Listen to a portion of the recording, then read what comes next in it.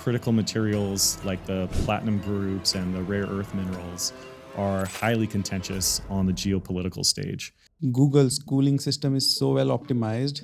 All the data centers are saving like over 40% of energy just by optimizing their cooling system. Whatever they did, others can also learn from it. Yeah, and Google actually also put out a great paper on how their data centers use carbon-free energy during different times of the day. So they're also a great leader in what we were talking about of shifting loads to different times of day and different locations. What will happen in that case with all that? And to manufacture this scale of batteries need minerals, and we are limited on that.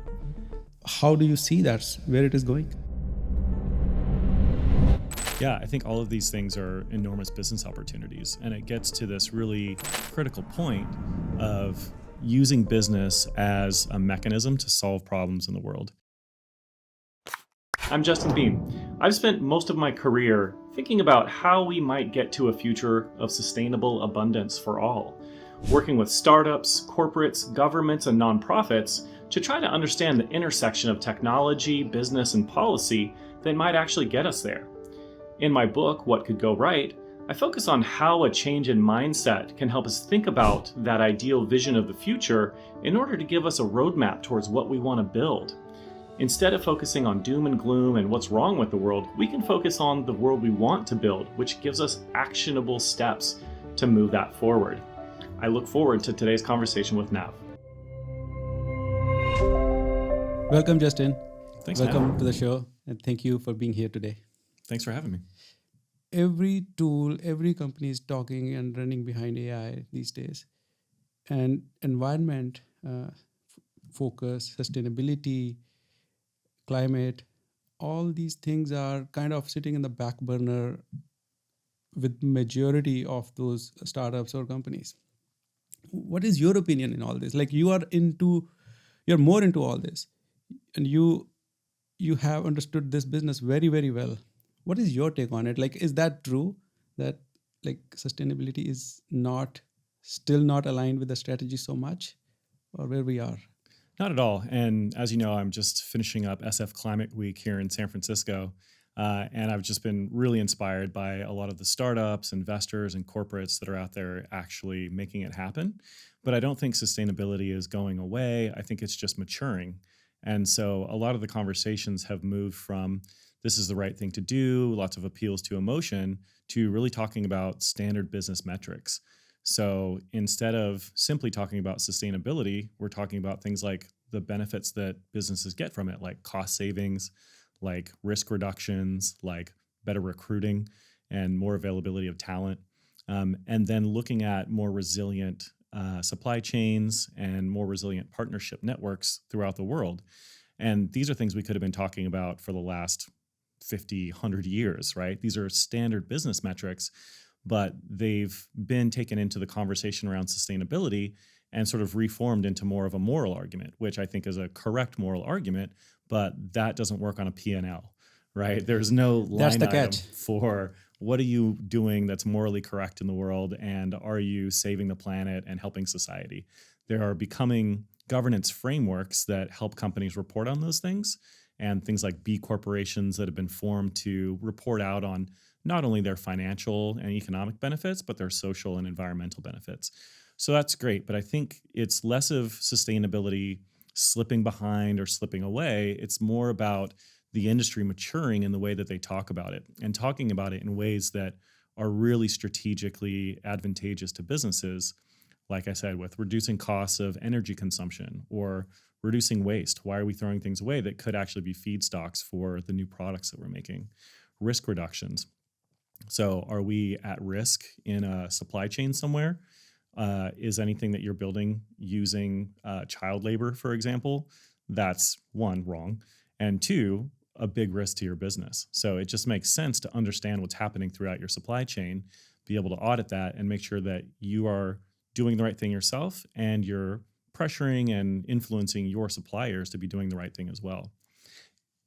Yeah, you mentioned the right thing, like having governance in place and some regulations around it are good.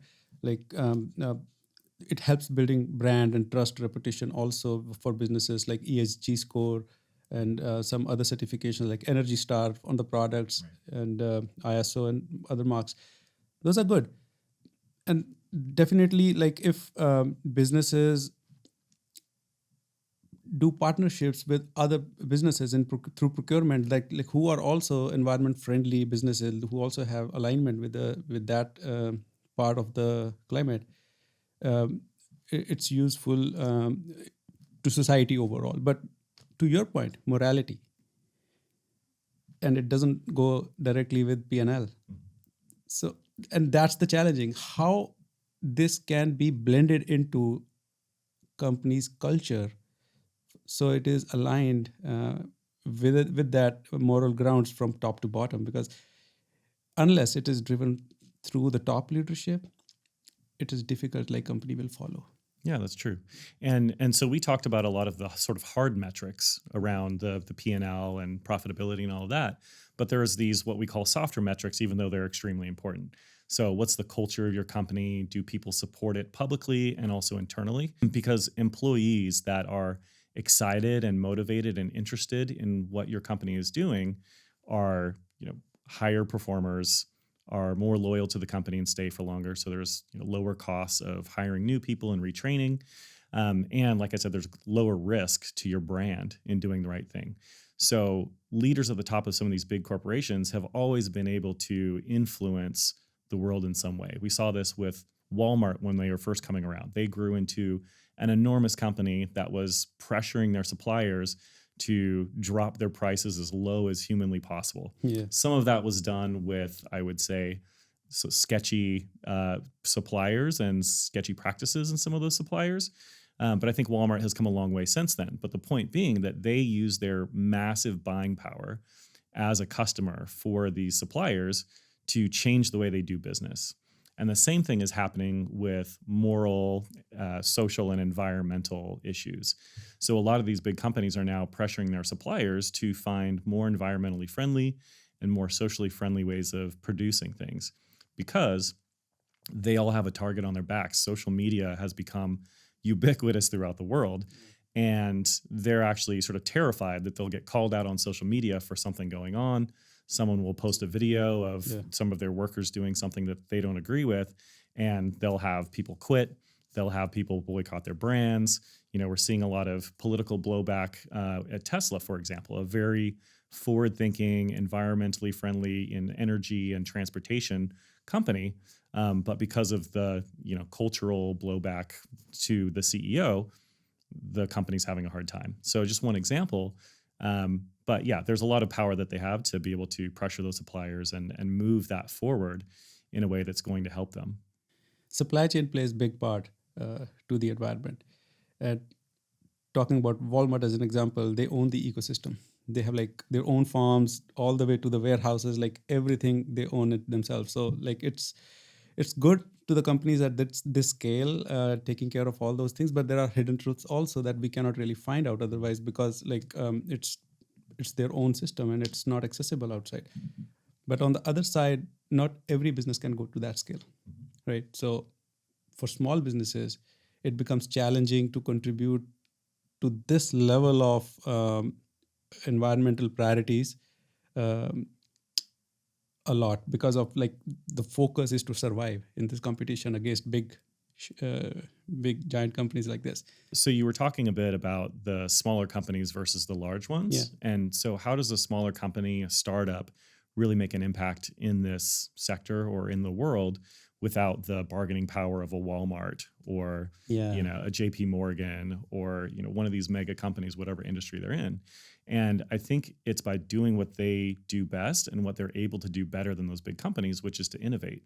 And so they're able to create new solutions much faster and get in touch with customers to solve really specific problems that big companies have trouble getting into as quickly, right? So the smaller companies, the startups are quick and nimble. They can create prototypes faster, and they can look for points of value in the supply chain or the value chain that they can create something quickly and solve a real problem and provide some real value, but they have to be really disciplined about creating real business value. Absolutely. It can't be based on just marketing or just messaging. That's a good point. Yeah. On the other side, like talking about big giant companies like Walmart, like they own their own supply chain, so they have better control. It's good. Like they can contribute at scale by just adding this sustainability aspect into their business strategy as a driving factor. Uh, so talking about supply chain here, like especially about transportation industry, and within especially in US, like where a lot of ships coming, like we are big importers in the world. So I was reading at an article the other day that like just from automotive industry, um, like about 29% of emission is coming only from the commercial trucks, right? Over 1/4 of all emission is coming from commercial trucks, and those big trucks like moving all the time. I have seen also like companies like Tesla and other big brands are coming up with commercial trucks at scale, which will help to an extent. I have cross opinion here. Like maybe in the short run, it looks helpful. What is your take on the long term factor, like how these trucks are being manufactured, and what will happen in the end, like when they go end of life? Uh, it will have maybe it's longer than the engine trucks for sure, but eventually they will die. But what will happen in that case with all that? And to manufacture this scale of batteries need minerals, and we are limited on that. So how do you see where it is going? Yeah, I think all of these things are enormous business opportunities. And it gets to this really critical point of using business as a mechanism to solve problems in the world. And so a lot of what happens is sort of throwing the baby out with the bathwater, right? So some people will say, well, EVs aren't environmentally friendly because they, use electricity from the grid. And where's that electricity being made? Usually that electricity is somewhat green. And even when it gets to the car, like 90+% of that energy is actually going to the wheels versus the electricity used to pump oil out of the ground, to then refine it, to ship it, get it to the car. And then when you set it on fire in the engine, only about 16% of that energy is actually going to the wheels. The rest of it is just wasted. So there's one part of it where they're just more efficient with the energy they use. And then the other part, to your point, is the end of life with the battery. And so there are companies like Redwood Materials, Ascend Elements, and many others out there that are doing several things along that end-of-life value chain. So there's something called second life batteries. So they'll take those EV batteries that are no longer good enough for a car, which needs to really quickly charge and discharge that battery, right, as it's stopping and starting. But it's plenty good for a stationary storage battery. So these large batteries that you see next to a solar farm or helping to manage the energy of a commercial or industrial building. So those old car batteries can be slipped into a container that acts just like a large stationary storage battery system. And so there it can live another 5-10 years and help to manage electricity. And then at the end of the day, that can now be recycled by some of these big companies that are perfecting some of the hydrometeorological processes to break those batteries down into those chemistries and the components so that they can get the raw materials again, which go back into the system to the battery manufacturers.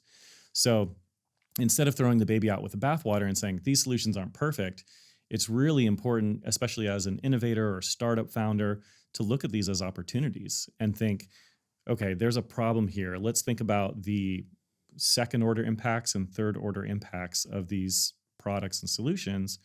And they have some cause, they have some harm. They have something that they're doing that's bad. It's never going to be 100% good. But because there's a problem there, there's a business opportunity. Can you take those materials and turn them back into raw materials? As you mentioned, critical materials like the platinum groups and the rare earth minerals are highly contentious on the geopolitical stage. And the US is a bit insecure right now about where they're going to get all of the rare earth minerals they need to be a leader in the clean energy economy, clean transportation, and even just managing energy and data centers and the data that we need. So one solution is figuring out more sustainable forms of mining that we can do in country or nearby. But the other part is not just throwing things away once we're done with them, but figuring out ways to reuse and recycle them, right? And just like you do with your paper bag when you go shopping, or you reuse a bag when you get your groceries, right? So we can do the same thing with larger products and services. And not only is that more environmentally friendly, it's a great business opportunity and it can reduce your costs. That's a good view of it. Yeah, thank you. So just let me give an example there that's really exciting is SpaceX. So this is an example where things are incredibly expensive. And so there's an enormous opportunity to be able to reuse a large rocket. And so being able to was a big move. To drop these prices, like the space shuttle and previous rocket launches costed about $200,000 per kilogram to put something into space. And now with things like Falcon 9 and Falcon Heavy, that's come down to about $2,000 per kilogram. With Starship, that gets down to about $200 or even less per kilogram. And so that's an enormous reduction in the cost of doing business. And they did that through the circular economy. They're not calling it that, but it's sustainability and circular economy of reusing these things instead of just throwing them in the ocean when we're done with them. How can you use what's abundant nearby to solve the problem that you have scarcity around? So there was a great book called Jugad Innovation or MacGyver Innovation by a writer named Navi Rajau. He said it so well that he went out into India and found all these really innovative solutions where people were building things like refrigerators that were made out of mud and water. But they understood that evaporation is what causes refrigeration. To that same angle of like giving flexibility on the shift timing, if roles are really need office facility to perform, so timing may help. Right. Flexibility, and whatever can happen remotely, employees can still like 3 days a week from home. That is helpful too. Yeah, and it's good to align those. Like think about what teams are working together so you can align their schedules when they're at work. Because it's nothing's worse than you show up at work after a long commute and no one else is in the office because you're there on Tuesdays, they're there on Thursdays, and the synergy just isn't there. You mentioned data centers. I'll get to that also because that's something I want to discuss. All these like resource heavy solutions and services are coming up. But before that, talking about supply chain and transportation, one way is like EVs, and like you explained very well, like how those batteries and future is going to look like. And there are opportunities lying there, which is again, like good ideas to develop on. But on the other side, like through the digital aspect, I think having some route optimization services. I mean, in the digital aspect, like there are a lot of solutions out there right now who can like give trucks the optimized routes for fuel efficiency and for time to deliver, and combining multiple delivery units. I'm not talking about like those Amazon or Walmart trucks. I'm talking about like big giants with containers and a lot of full truckload kind of things, right? And like that is if there is a half load going, for example, there are 2 trucks required to move the full truckload, right? In this case, these digital channels can open up that forum also for fleets to optimize their routes, their fleet, and their staffing also in a very efficient manner. So it helps on saving money, saving time, environment, and also very efficient on operation side. Okay, now talking about data centers, because all those solutions are running somewhere where a lot of energy is being used. So what does it say? Morgan Stanley report, the global data center industry is projected to emit approximately 2.5 billion metric tons of carbon dioxide by 2030. So that means, again, like we are talking about cloud-based data centers, we are talking about hybrid data centers, and especially large companies are going away from on-prem data centers to cloud, which is of course very efficient. But like looking at these numbers are scary too. Like, what is your opinion to advise those solution architects, those CTOs, to take care of this while they are designing their solutions, while they are working on some solving some problem like we just mentioned about recycling things? Because this is the time to design that level of ecosystem, so that like when all those things are required few years later, 10 years later down the line, we are ready for that. Right. We're not reactive in that case. Mm-hmm. So what is your thought? Like, how should companies approach that? Yeah, there's two sides to it that you mentioned. And one is, what are we doing with the data? Can we focus on creating solutions that are data driven or digital that solve real challenges and real problems, like the logistics problem that you mentioned? So intelligent routing, or using data to figure out how they can do ride sharing so that those trucks are Ride full sharing, when they yeah. go. It's Yeah. almost like Uber for your package, Yeah. right? So to make sure that those trucks are picking up the maximum number along their route and sharing across different ecosystems. So I think there's a lot of sort of data marketplaces that will come into play that will help with that, and that we can focus on being able to use our resources to the maximum amount. So that's one part of it. But then, as you said, the data has to live somewhere. It's got to be processed somewhere, and it's in all these very power hungry data centers. Yeah. And there are no easy answers for all of this, right? Like, we don't want to pretend like all of this is super easy and snap your fingers and all of a sudden everything's sustainable. But it takes a lot of work from a lot of smart people trying to build these solutions. For data centers, a lot of times it really is just how clean is the grid? Where is it located? How much are you spending on cooling? Are you locating it in somewhere that's cool or cold?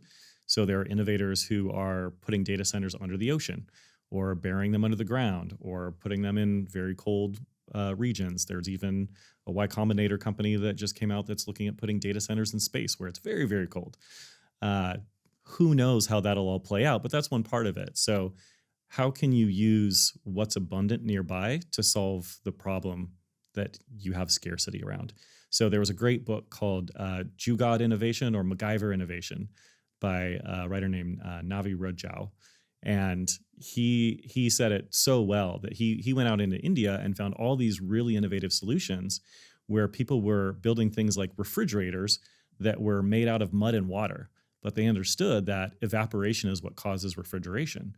So they would create a mesh of mud in the back of this container and have water poured over it, and that evaporation would cool what was inside of it. And he said, these are so brilliant. There's so many brilliant people out there that can take a look at what is abundant locally that they can use to solve these challenges. So that's one piece is where can you locate the data center? How can you develop things in areas where you're not going to be paying for cooling in middle of the Arizona desert, right? Maybe you'll get some solar out of there, but most of it's paying for air conditioning. Yeah. There's a lot of talk about small modular reactors, so very advanced like Gen 3, Gen 4 nuclear reactors that are small enough to be commercial and industrial size, but large enough to power these hungry data centers.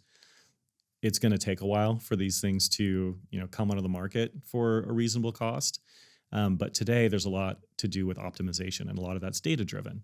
So where are you doing your power hungry compute? When are you doing it? So there's a lot of compute that doesn't need to be done instantaneously. There's a lot of data that's kind of sitting there and doesn't need to be analyzed this very second. Can you do that at times of day when energy costs are lower, when the grid is cleaner? Because those things change throughout the day. And often if you're computing that and you're running all that data at a time when everybody else is doing it, you're paying the highest price. So your business incentive is, what data can I now compute around midnight or when people aren't using it? So can I shift those loads around? Can I shift those loads geographically to another data center that has cheaper energy or cleaner energy at the time? All of this can be done with digital solutions and AI. But that's sort of the optimization piece before we get to a fully clean grid that can, run these data centers. But even when we get there, we don't want to just waste energy because we've got tons of it available. That's right. Right. So we want to optimize first and then make sure that we're, powering these things with as much renewable energy as possible. Yeah.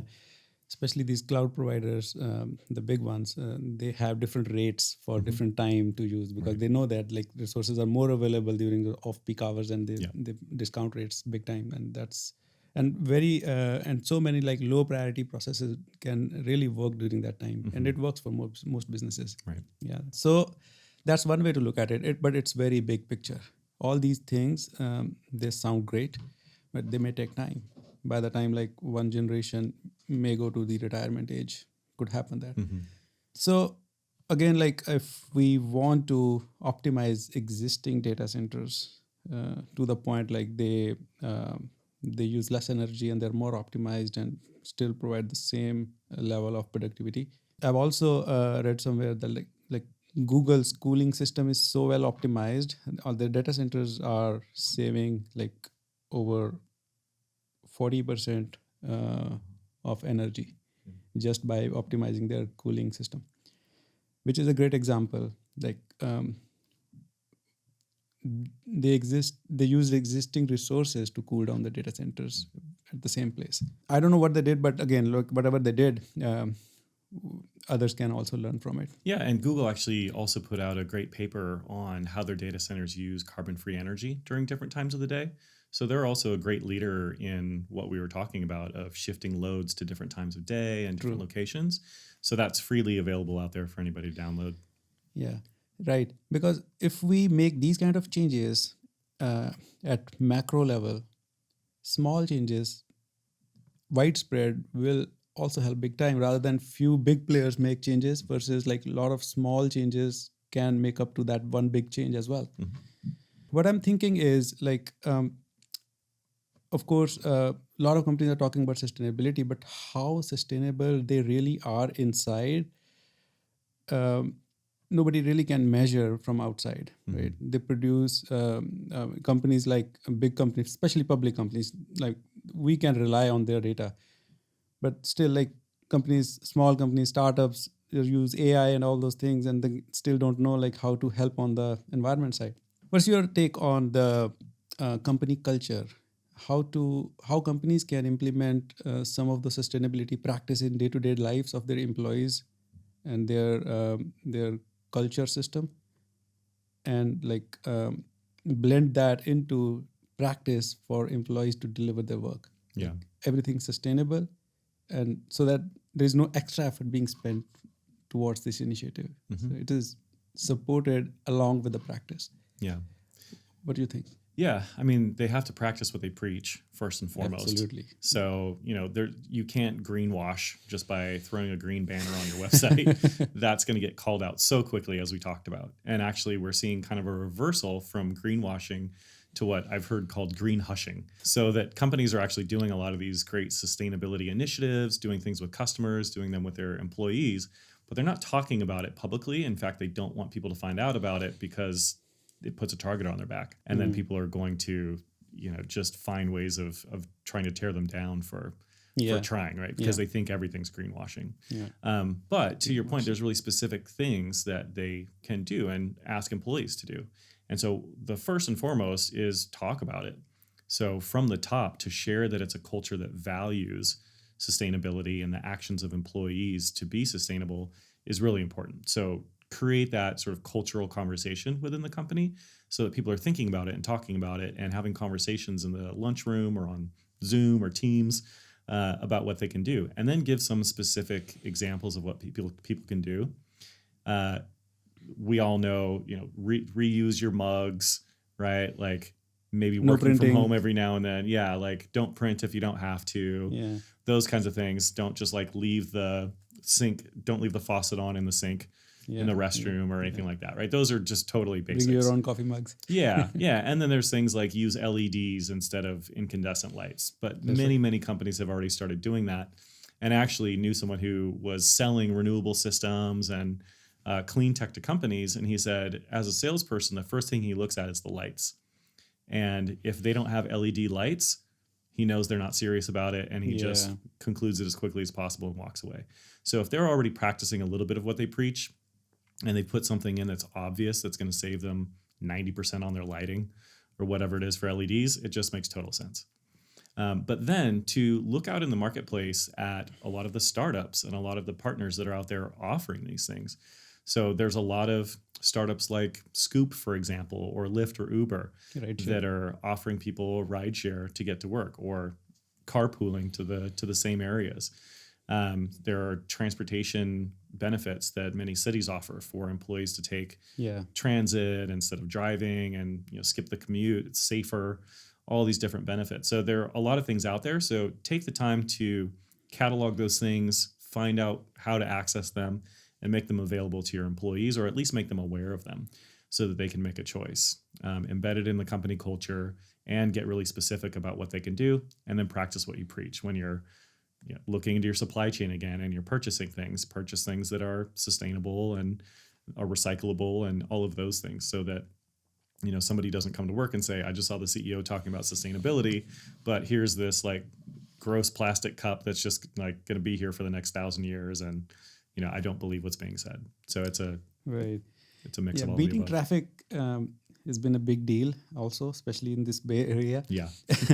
And this, especially COVID taught us like working remotely is possible, really possible, Right. for a lot of roles that we thought like was not possible. Mm-hmm. To that same angle of like giving flexibility on the shift timing. Mm-hmm. If roles are really need office facility to perform, so timing may help. Right. Flexibility, and whatever can happen remotely, employees can still like 2-3 days a week from home. Mm-hmm. That is helpful too. Yeah. And it's good to align those. Like think about what teams are working together so you can align their schedules when they're at work. Because it's, nothing's worse than you show up at work after a long commute and no one else is in the office because you're there on Tuesdays, they're there on Thursdays, and the synergy just isn't there. But if you can concentrate when people are coming into the office, and if your neighbors in the next office, go for a different day so you're not clogging up the roads or something like that, then you can get the best out of working together, because we're human beings and we do work better when we're together, especially for creative endeavors and brainstorming and things like that. So it's good to be together in person, but you don't need to be together in person 5 days a week or just be showing face in the office, or you shouldn't have to just be showing face in the office when you're just sitting on Zoom in your cubicle, right? It doesn't make any sense. So just think strategically about how you schedule those things. Yeah.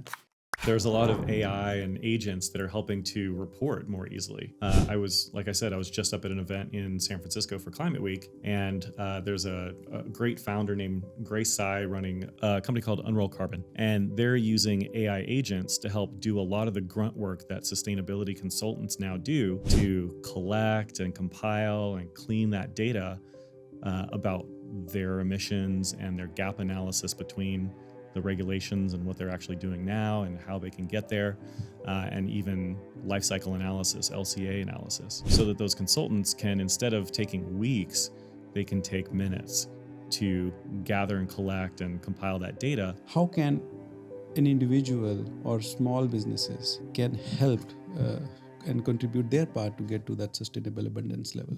A really important part of that is, instead of thinking through all the things that'll go wrong, all the things that won't work, start with, if everything went right, what would that look like? How could you envision that? And this could be in your personal life, it could be in business, it could be your career, but use that as your North Star of, okay, take away all constraints and go to what could go right. What does that look like for you? Training is a big part here. Like just giving instructions on a flyer or sending emails may not be very helpful as well. Like having, as you said, like preach what you follow. So training people on those practices are helpful too. Having like regular webinars, have people attend it, and then showcase like community services, especially. Like companies should have number of hours per employee to contribute to community in those practices that like to set good examples. And as you said, like appliances usage, right? So that showcase companies' commitment to the sustainability side. Also, as I mentioned before, also like companies can partner with other companies who have sustainable practices on their priorities list. Right? Do not encourage other kind of businesses who do not. And that will also help on that data center question. Like if you are procuring services who are sustainable focused, means like they have some degree of commitment to use hardware and solutions at their end who are helping to the planet eventually. Yep. Like a little contribution will be helpful here.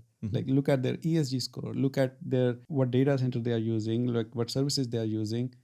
And if they have their statement on their website about sustainability. If not, ask for it. They may not be on the website, but still prioritizing it. Not all websites are perfect. Mhm. Check all those, and then decide who to work with. Yep. These are small little practices, but at scale, it will help a lot. Mhm. Yeah. Totally agree. Yeah, and the Microsofts and Amazons and Googles of the world are seeking to differentiate themselves on those standards because they know that that's going to go into the scope 3 emissions of the company that's using that data, right? And so a lot of these companies they're selling to have to report, and they have to report more and more of their scope 1, scope 2, and now scope 3, right? Like what are we doing on site? Where does the energy come from? And then where is our supply chain sourcing and getting all of the things that it's doing? So reporting across all of those is pretty difficult for a lot of these companies, and where they get knocked is usually that scope 3, which is in this case the data center Yeah. and who's supplying these third-party services. And so it's, I think, a successful approach for them to differentiate themselves based on these, and they are. And it comes back to the old saying of you can't manage what you can't measure, right? And so they're having to provide not just a logo on the website that says, hey, we're more sustainable, but to actually show it and show where are we storing this data? When are we computing it? What's our data, or what's our carbon intensity of the data that comes through this data center? And that helps the customers to better understand why you are the best choice for them to use. And there are a lot of tools available as well these Mhm. days, like calculators to based on your workload, like how much energy you can save by using vendors, those special vendors. Yeah. And yeah, it's easier than before Mhm. lately. Like companies are very active on it. Yeah. Yeah. And I'll say, because we have to talk about AI, that there's a lot of AI and agents that are helping to report more easily. Like I said, I was just up at an event in San Francisco for Climate Week, and there's a great founder named Grace Tsai running a company called Unroll Carbon, and they're using AI agents to help do a lot of the grunt work that sustainability consultants now do to collect and compile and clean that data about their emissions and their gap analysis between the regulations and what they're actually doing now and how they can get there, and even life cycle analysis, LCA analysis, so that those consultants can, instead of taking weeks, they can take minutes to gather and collect and compile that data, and they can spend more of their time actually informing the clients, thinking through the strategy and implications, and really working with like what is the more interesting part of the question is what do we do about it? So these tools are available, and they're making this analysis much cheaper, much faster, so that it's less of a burden on these companies. Because as you know, it can take a lot of work and tens of thousands of dollars if you're going to pay a consultant to do it, to come in and do an audit and evaluate everything. With things like artificial intelligence that are running on data centers, they can now do that much cheaper, much faster, and it makes it more accessible for the startups of the world or smaller companies that don't need to carry that burden. Yeah. Yeah, really have made a lot of things easier and accurate and faster. Mm-hmm. Yeah, but it comes at a cost. Yep. I want to congratulate you on your book. Thank you. What could go right?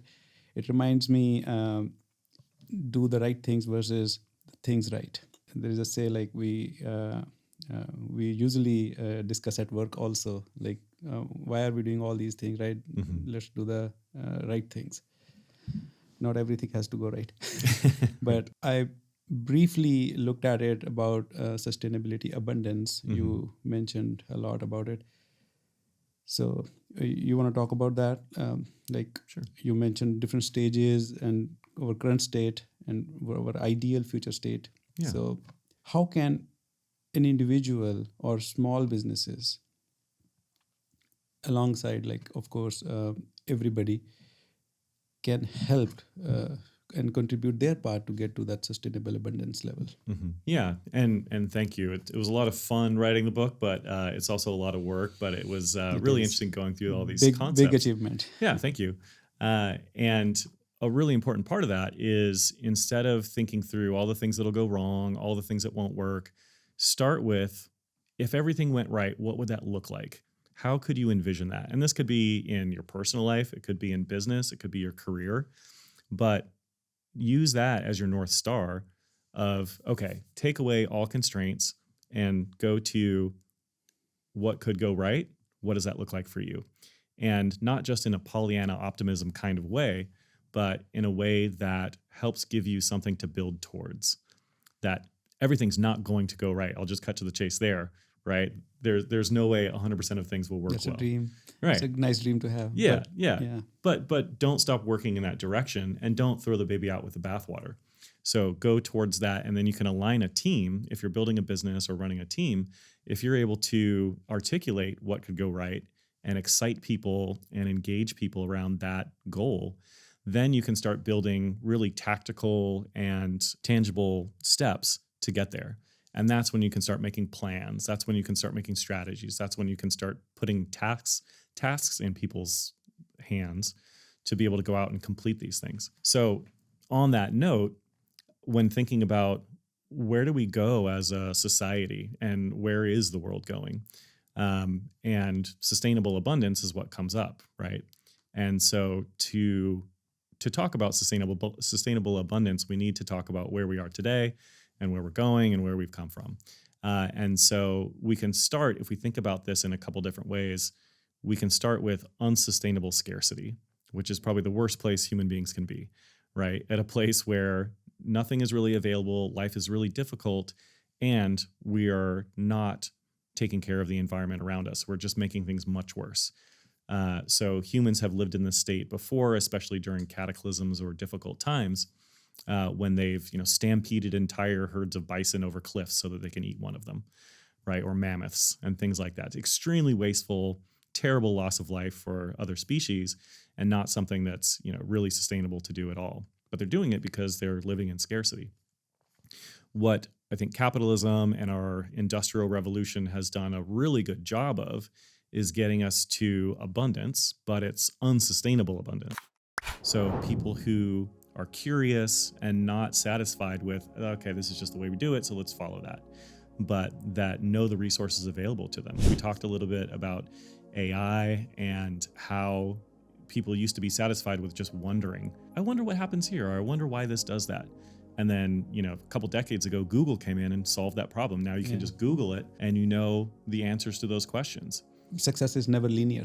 So there's always ups and downs. So does the sustainability abundance is, I hope we get there at some point. I didn't name it what will go right for a reason, right? It's all about what could go right. And I think often we get caught in some of the smaller perturbations of the trend line. But if we zoom out and we look at overall progress, we'll actually see that we've made really amazing advancements. And it's easy to get caught up in the news and get caught up in what's happening today or the next year or two. But in reality, if you zoom out and look at, would you rather live in 1850 or 2025? So we've been able to pull billions and billions of people out of poverty, even in the last few decades. Right? Like even in the last 3 decades, around a billion people, just under a billion people in China alone have been pulled out of poverty because of their inclusion in the global economy. It's arguable what level that is. Is it true abundance in any country? But the truth is that we've reached this unsustainable abundance, which is, in one way, it's great for society because people can see a better future for them and their children, but it depends on how far they look. Because if you destroy the ecology that your economy depends on, then that economy has nothing to support it and it falls apart. So it's a dead end. We can't go further into unsustainable abundance. Some proposals talk about going to sustainable scarcity. So just cut down on everything, don't do much, think about your kids having less of an abundant life than you, and live in a cold, dark apartment that's kind of depressing and don't do anything because you create too much carbon. No one wants to live that life. And, even the hint of it causes people to revolt, and understandably so. People want their lives to get better. They want their kids' lives to get better. But if you're pushing a scarcity mindset that is enforced on people, either through authoritarian regimes or just through economics, societies start to fracture. And it leads to social collapse, which doesn't work. And we go back towards unsustainable abundance.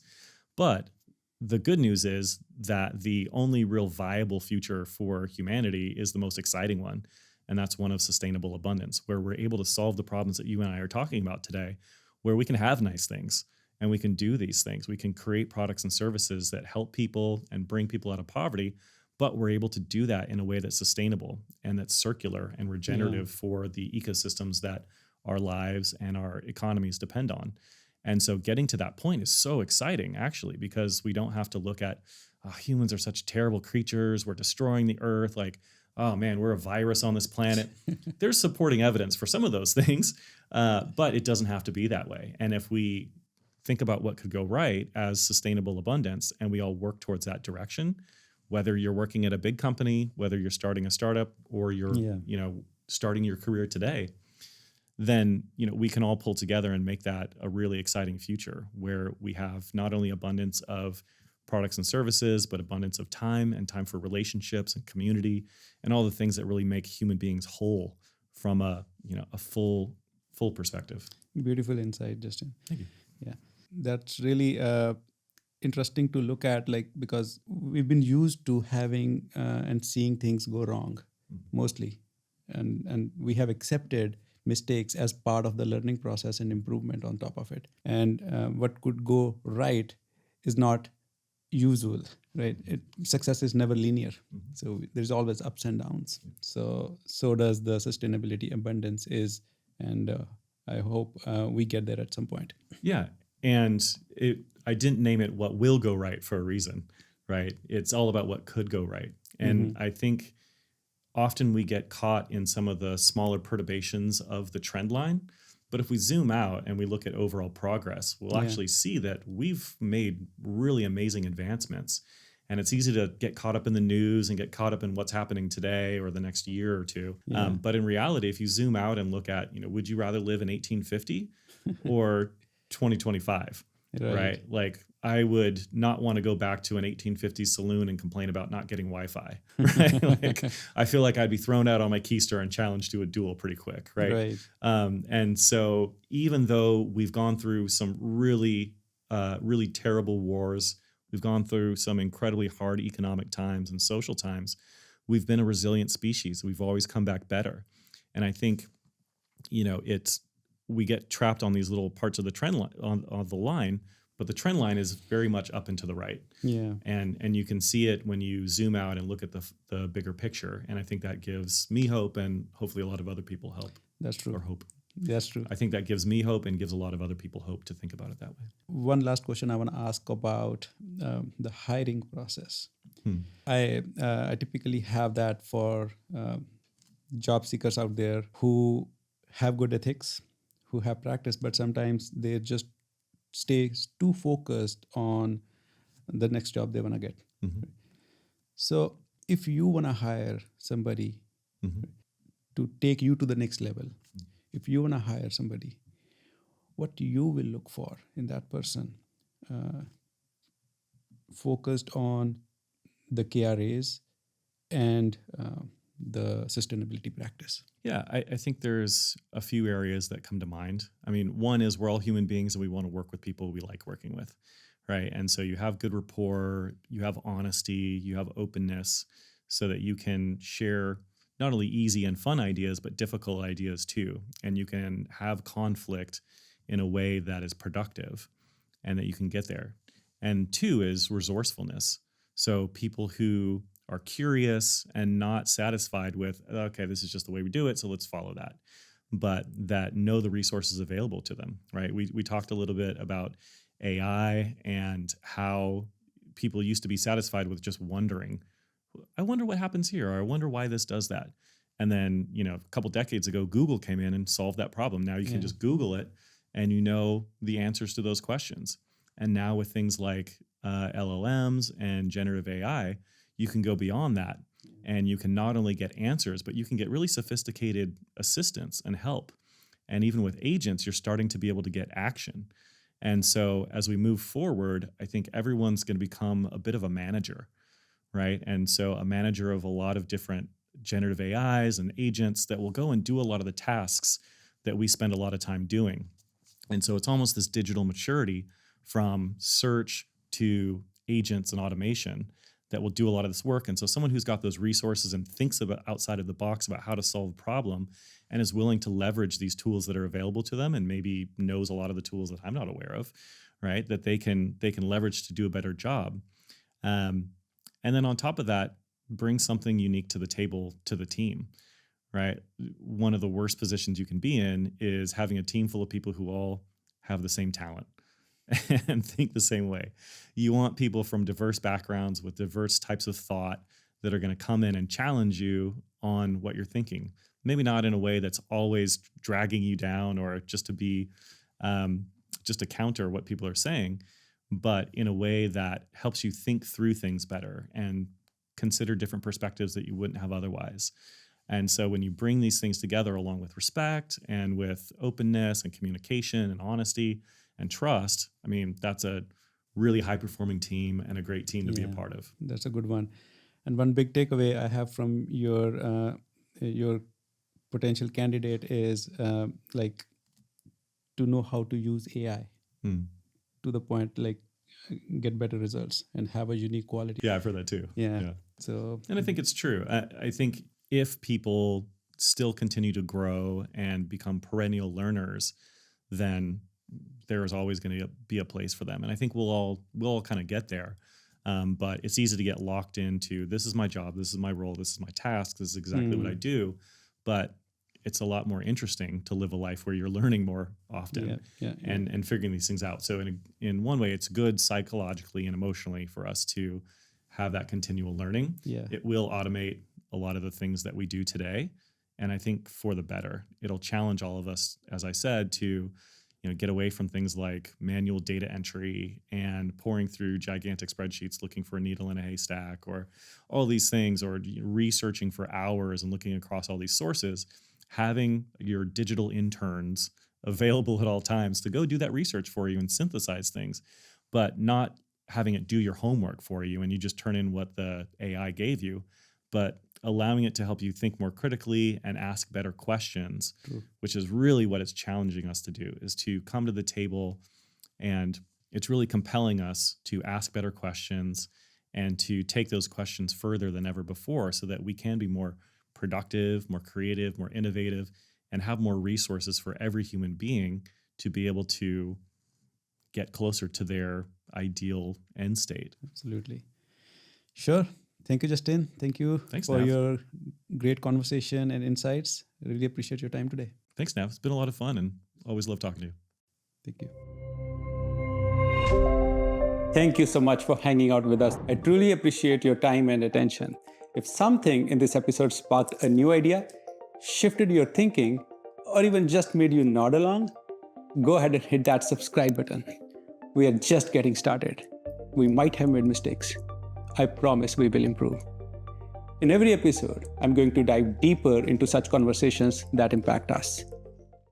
And hey, if you're vibing with what we are building here, share it with someone you trust. That's how good ideas spread. Until next time, think holistic, think economics, think fast, and keep leading forward.